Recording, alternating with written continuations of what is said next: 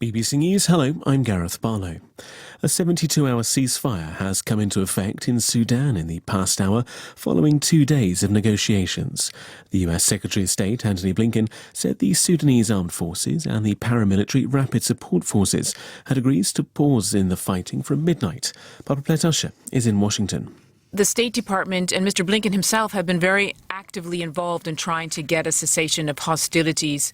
They worked hard to broker this temporary ceasefire over the Muslim holiday of Eid, and then they have been working to extend that, hoping to get something a bit more permanent. And so now, Mr. Blinken said after 48 hours of intense negotiations, there had been agreed a 3-day ceasefire. And he said during this period, the United States would work with international partners as well as Sudanese civilians to try and set up a committee that could negotiate a permanent ceasefire.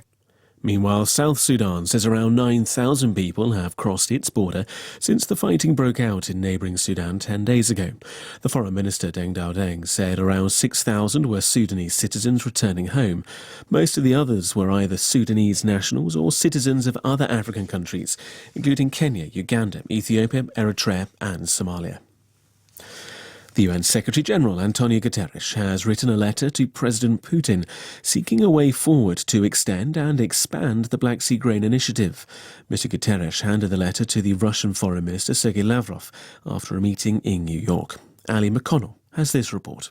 The Black Sea Initiative was brokered last year by Turkey and the United Nations to secure the export of Ukrainian grain.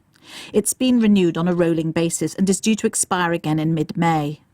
Russia has threatened to walk away from the agreement, saying that systemic demands about its exports have not been met. Speaking after the meeting with Mr. Guterres, the Russian foreign minister said progress was not very noticeable. Russia's defence ministry has meanwhile accused Ukraine of using waters designated for the initiative near the city of Odessa for military purposes. Separate American broadcasters have parted ways with top presenters.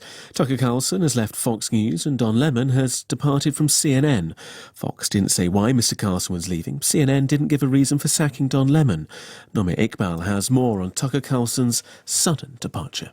What we know is that he presented his last show on Friday as normal and he signed off to say see you Monday. This morning his show was being promoted by Fox News, so clearly there's been some kind of abrupt decision for him to leave Fox News. Now, whether or not he was pushed or he resigned, we just don't know. There's lots of speculation about that, but as of yet we don't really know the full details. I mean, the statement that Fox News gave was a very short, terse statement in which they spent more sentences promoting the Fox News franchise than anything else. This is the World News from the BBC. Officials in northwest Pakistan say at least 12 people have been killed in 2 explosions at a counter-terrorism office in Khyber Pakhtunkhwa province. Most of the dead are police officers. More than 40 people were injured in the blast in the Swat Valley. Caroline Davies reports. One video shared on social media by local journalists and police shows seriously injured people being raced into hospital on stretchers. Another shows cars crushed by debris.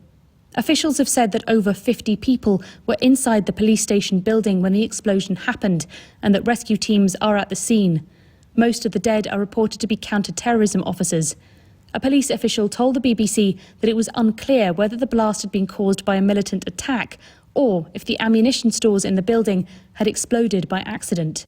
The United Nations says India will overtake China as the world's most populous country this week.